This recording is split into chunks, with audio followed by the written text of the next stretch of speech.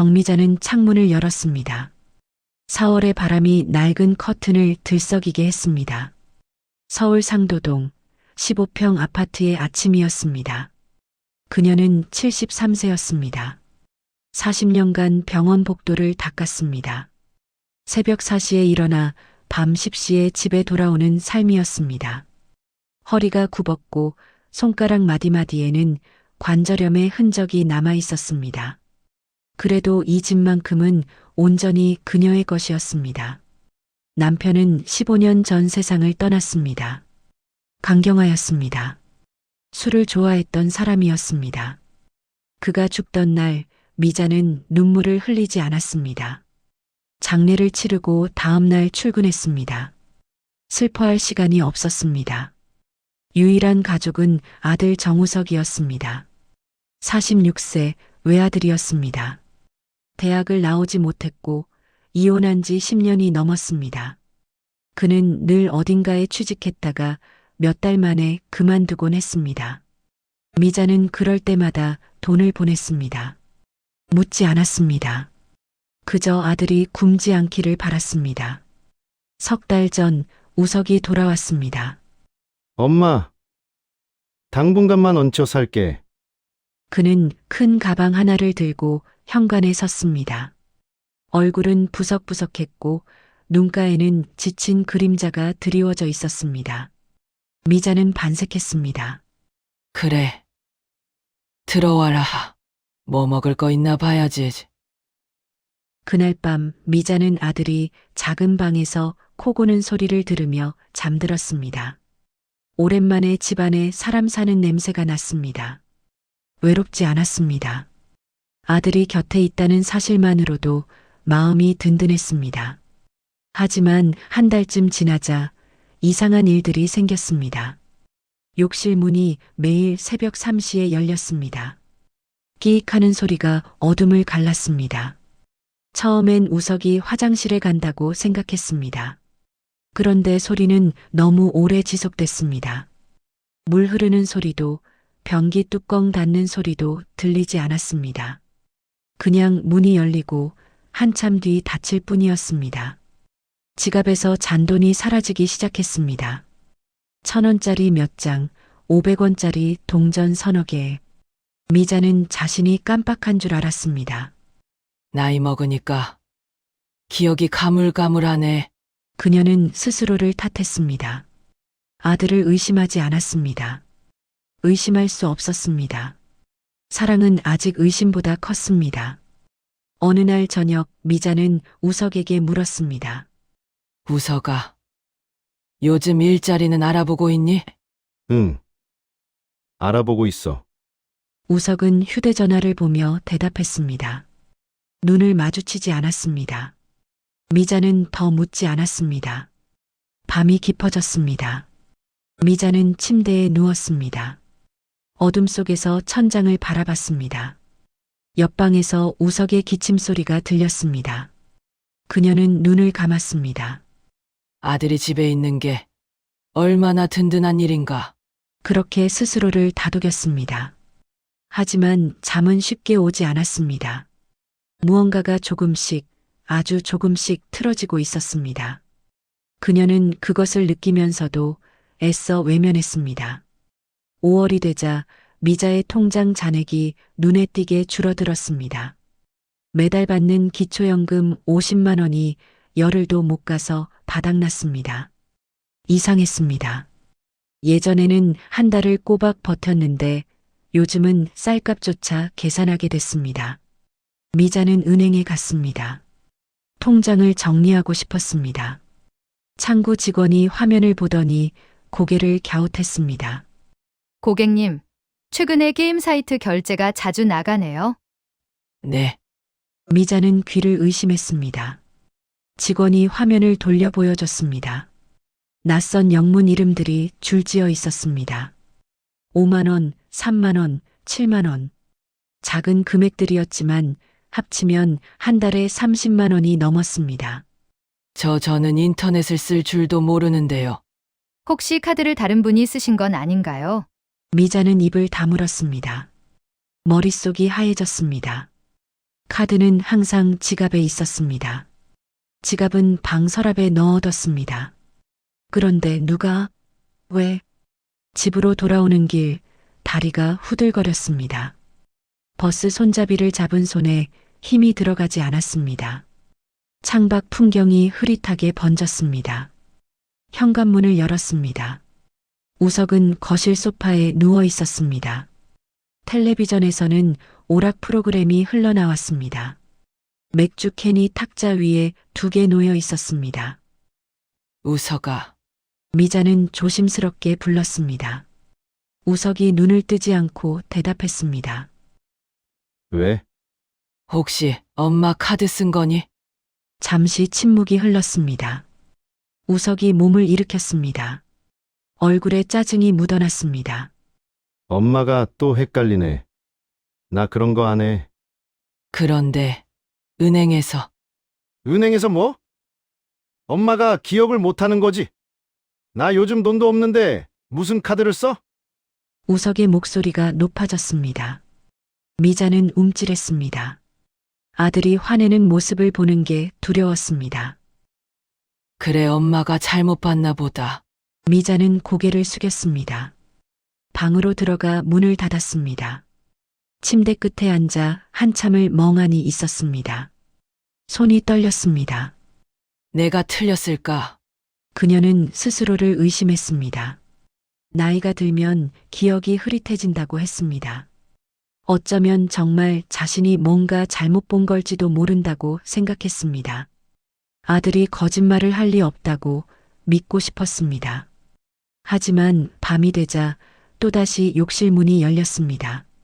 새벽 3시 끼익 소리가 어둠을 찢었습니다. 미자는 눈을 떴습니다. 복도에 발소리가 들렸습니다. 우석이었습니다. 그는 욕실로 들어가지 않았습니다. 거실 쪽으로 걸어갔습니다. 서랍 여는 소리가 났습니다. 무언가 뒤지는 소리, 그리고 다시 문 닫는 소리. 미자는 이불을 뒤집어 썼습니다. 숨을 죽였습니다. 가슴이 쿵쾅거렸습니다. 다음 날 아침 미자는 지갑을 확인했습니다. 10,000원짜리 2장이 사라져 있었습니다. 어제 분명히 3장 있었습니다. 이번엔 확실했습니다. 착각이 아니었습니다. 그녀는 옆집 박순자를 찾아갔습니다. 순자는 미자와 같은 나이였습니다. 남편은 일찍 죽었고 딸 둘을 키우며 평생 식당 일을 했습니다. 지금은 손자를 봐주며 살고 있었습니다. 순자야, 나 좀 이상한 일이 있어서. 미자는 조심스럽게 말을 꺼냈습니다. 순자는 차를 내오며 앉았습니다. 무슨 일인데? 우석이가 요즘 집에 있잖아.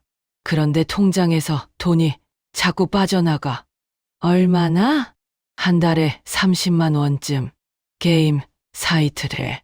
순자는 찻잔을 내려놓았습니다. 표정이 굳었습니다. 우석이한테 물어봤어?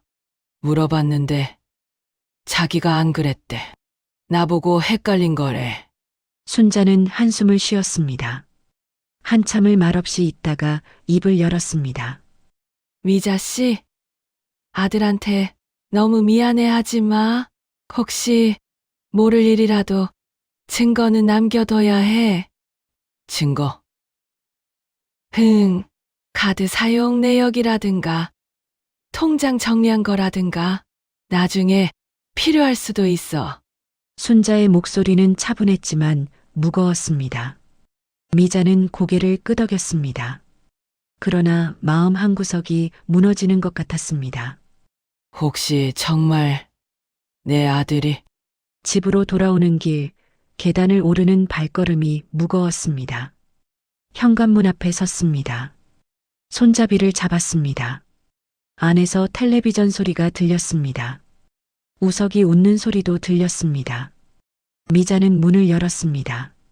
우석은 여전히 소파에 누워 있었습니다. 그녀는 부엌으로 가서 저녁 준비를 시작했습니다. 감자를 깎고 된장찌개를 끓였습니다. 손이 자동으로 움직였습니다. 밥상을 차리고 우석을 불렀습니다. 우석아, 밥 먹어. 우석이 일어나 식탁에 앉았습니다. 숟가락을 들고 밥을 떴습니다. 한마디도 하지 않았습니다. 미자는 맞은편에 앉아 그를 바라봤습니다. 아들의 얼굴이 낯설었습니다. 언제부터였을까요? 이 사람이 정말 자신이 낳은 아이일까 하는 생각이 들었습니다. 맛없어? 미자가 물었습니다. 우석이 고개를 저었습니다. 아니, 잘 먹고 있어. 그는 계속 밥을 먹었습니다. 미자는 수저를 놓았습니다. 목구멍으로 밥이 넘어가지 않았습니다. 밤이 깊었습니다. 미자는 침대에 누워 천장을 봤습니다. 전기세 고지서가 머릿속을 맴돌았습니다. 이번 달 밀린 요금이 8만 원이었습니다. 다음 달엔 끊길지도 몰랐습니다. 그녀는 눈을 감았습니다. 하지만 잠이 오지 않았습니다. 새벽 3시 욕실 문이 다시 열렸습니다. 복도를 걷는 발소리, 서랍 여는 소리. 미자는 이불 속에서 눈물을 흘렸습니다. 소리 없이 조용히 순자는 휴대전화를 꺼내 보여줬습니다. 이거 봐. 인터넷 쇼핑몰에서 파는 거야. 9만 원이면 살 수 있어. 화면에는 손가락만 한 작은 카메라가 있었습니다. 미자는 화면을 들여다봤습니다. 이게 정말 찍혀. 요즘 세상에 이런 거 다 있어. 우리 딸이 집에 애 혼자 둘 때 쓴대. 미자는 한참을 망설였습니다. 아들을 감시한다는 게 마음에 걸렸습니다. 하지만 통장 잔액은 이미 20만 원밖에 남지 않았습니다. 다음 달 연금이 나오려면 아직 보름이나 남았습니다. 그럼 주문 좀 해줄래? 순자는 고개를 끄덕이고 주문을 넣었습니다. 이틀 뒤 택배가 도착했습니다. 미자는 상자를 열었습니다. 손이 떨렸습니다. 작은 카메라가 솜에 쌓여 있었습니다. 순자가 옆에서 설명했습니다. 여기 이 버튼 누르면 켜지는 거야. 빨간 불 들어오면 찍히는 거고. 어디에 놓지? 욕실 선반. 세제통 뒤에 숨기면 안 보일 거야. 그날 저녁 우석이 목욕탕에 간 사이 미자는 욕실에 들어갔습니다. 선반 위 세제통을 조금 옮기고 그 뒤에 카메라를 놓았습니다. 렌즈가 욕실 문 쪽을 향하도록 각도를 맞췄습니다. 빨간 불이 깜빡였습니다. 심장이 두근거렸습니다. 잘못된 일을 하는 것 같았습니다. 하지만 멈출 수 없었습니다. 밤이 되었습니다. 미자는 방에 누웠습니다. 시계를 봤습니다. 11시, 12시, 1시. 잠이 오지 않았습니다. 2시가 넘자 눈꺼풀이 무거워졌습니다. 그리고 새벽 3시, 끽. 욕실 문 여는 소리가 들렸습니다. 미자는 숨을 죽였습니다. 발소리, 뭔가 뒤지는 소리, 서랍 여는 소리, 그리고 다시 문 닫는 소리. 다음 날 아침 미자는 순자네 집으로 카메라를 가져갔습니다. 순자의 딸이 컴퓨터로 영상을 열어줬습니다. 화면이 켜졌습니다. 어두운 욕실. 새벽 3시 10분. 문이 열렸습니다. 우석이 들어왔습니다. 그는 주위를 둘러보더니 세면대 옆 바구니를 뒤졌습니다. 미자의 가운이 걸려 있었습니다. 그는 가운 주머니를 뒤졌습니다. 카드를 꺼냈습니다. 휴대전화로 불빛을 비췄습니다. 카드 뒷면을 사진 찍었습니다. 그리고 중얼거렸습니다. 비밀번호가 0824였지. 그는 웃었습니다. 비웃는 얼굴이었습니다. 이 늙은 년, 눈치도 없어. 미자는 몸이 굳었습니다. 숨이 멎은 듯 했습니다. 화면을 보고 있는데도 믿기지 않았습니다. 저 목소리, 저 표정, 저건 자신이 아는 아들이 아니었습니다. 순자가 미자의 어깨를 잡았습니다. 미자 씨, 괜찮아? 미자는 대답하지 못했습니다. 눈물이 났습니다. 소리 없이 흘러내렸습니다. 저게 내 아들이야? 목소리가 떨렸습니다. 순자는 미자를 안았습니다. 이제 알았으니 됐어. 가만히 있으면 안 돼. 미자는 한참을 울었습니다. 순자의 품에서 평생 참았던 것들이 쏟아져 나왔습니다. 다음 날 미자는 은행에 갔습니다. 지난 3개월 거래 내역을 출력했습니다. A사 용지 5장이 나왔습니다. 빼곡하게 결제 내역이 찍혀 있었습니다. 총 92만 원이었습니다. 은행을 나와 동사무소로 갔습니다. 사회복지사 김하은을 찾았습니다. 하은은 30대 초반으로 보이는 여자였습니다. 미자를 본 적이 있었습니다. 어머님, 무슨 일이세요? 미자는 서류를 꺼냈습니다. 은행 거래 내역, 그리고 USB에 담긴 영상. 제 아들이 제 돈을 훔쳤었어요. 하은은 영상을 봤습니다. 표정이 굳었습니다. 서류를 넘겨봤습니다. 그리고 미자를 바라봤습니다. 어머님, 이건 가족의 문제가 아닙니다. 범죄예요. 범죄라니. 네. 카드 절도, 사기 사용입니다. 경찰에 신고하셔야 해요. 미자는 고개를 떨궜습니다. 경찰, 신고, 그 단어들이 무겁게 내려앉았습니다. 그럼 우석이는 어떻게 되는 거예요? 조사받고 처벌받을 겁니다. 하지만 어머님, 이대로 두시면 더 큰 피해가 생길 수도 있어요. 하은은 차분하게 설명했습니다. 미자는 한참을 생각했습니다. 그리고 고개를 끄덕였습니다. 알겠습니다. 신고하겠습니다. 하은은 미자와 함께 경찰서에 갔습니다. 신고서를 작성했습니다. 증거 서류와 영상을 제출했습니다. 경찰은 영상을 보더니 고개를 끄덕였습니다. 접수했습니다. 며칠 안에 조사 들어갈 겁니다. 집으로 돌아오는 길 미자는 순자에게 전화했습니다. 순자야, 나 자물쇠 바꾸려고 하는데 어디 아는 데 있어? 우리 집 고친 데에 있어. 번호 줄게. 밤 8시 자물쇠 교체 기사가 왔습니다. 30분 만에 문고리가 바뀌었습니다. 새 열쇠 2개를 받았습니다. 기사가 물었습니다. 다른 분 열쇠 더 필요하세요? 아니요. 이것만 있으면 돼요. 기사가 떠나고 미자는 문을 닫았습니다. 새 열쇠로 돌렸습니다. 찰칵 문이 잠겼습니다. 단단하게, 확실하게. 미자는 그 소리를 들으며 가슴이 내려앉는 것을 느꼈습니다. 처음으로 마음이 잠잠해졌습니다. 두려움이 사라졌습니다. 밤 10시 현관 밖에서 인기척이 났습니다. 우석이 돌아온 것이었습니다. 열쇠를 꺼내 문을 열려고 했습니다. 그러나 열리지 않았습니다. 뭐야? 다시 열쇠를 넣었습니다.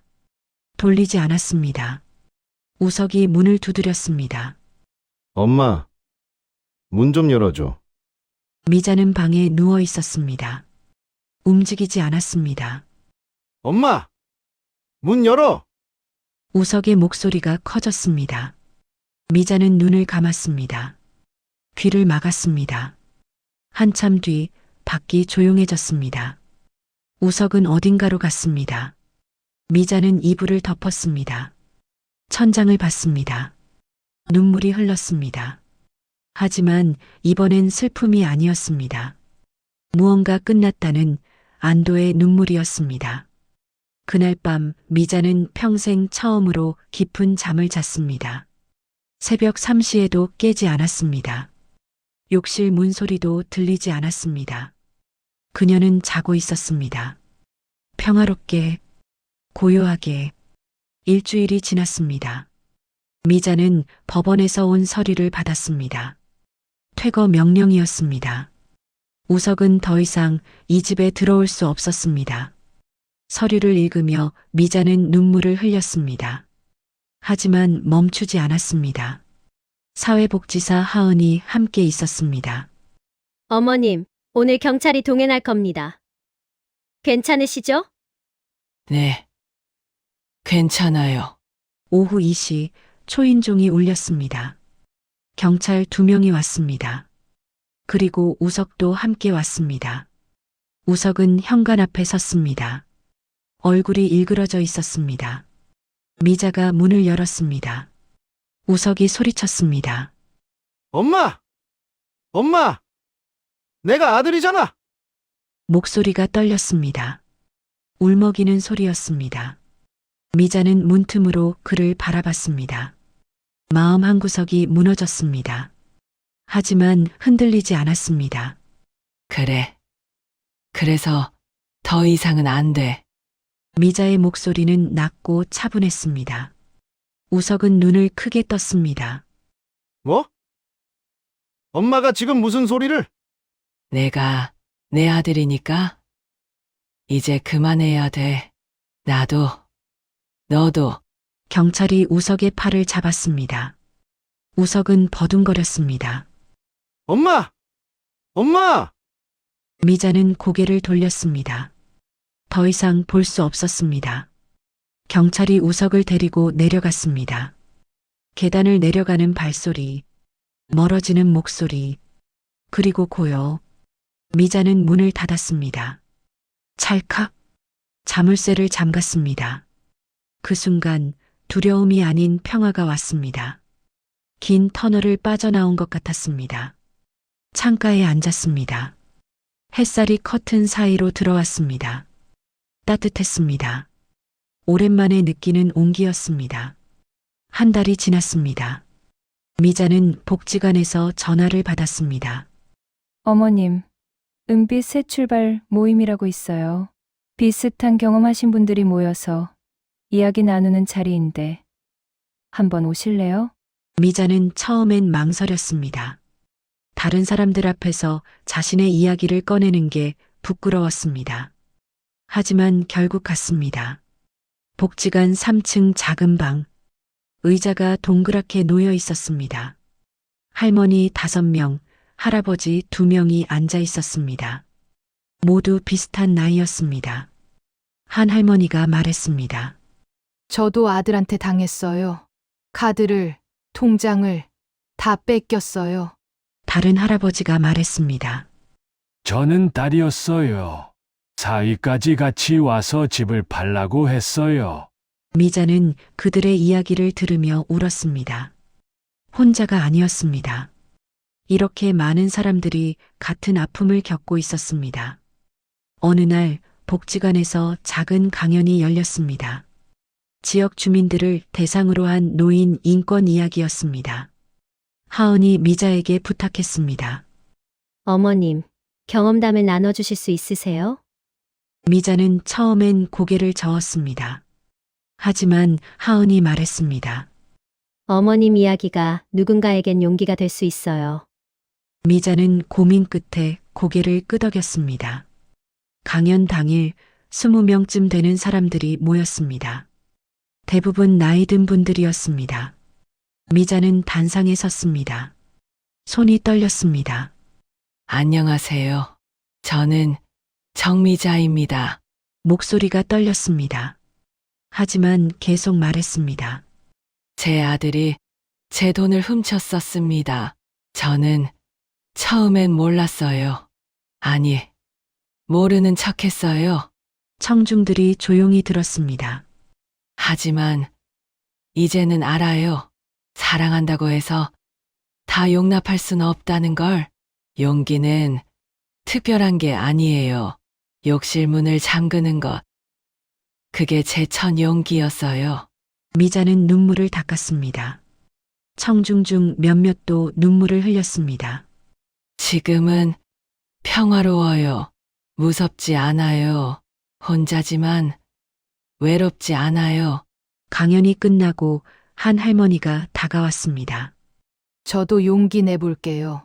고맙습니다. 미자는 그 손을 잡았습니다. 따뜻했습니다. 이제 미자의 통장에는 다시 급여가 쌓였습니다. 전기세도 수도세도 밀리지 않았습니다. 쌀을 사고 반찬을 만들고 순자와 차를 마셨습니다.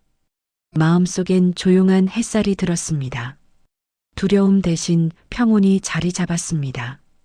오늘도 미자는 욕실에 들어갑니다. 세수를 하고 나와 문을 닫습니다. 찰칵. 자물쇠가 잠기는 소리. 이번엔 두려움이 아닙니다. 존엄의 소리입니다. 창밖으로 해가 떠오릅니다. 상도동의 아침이 밝아옵니다. 미자는 창가에 앉아 따뜻한 차를 마십니다. 평화로운 하루가 시작됩니다.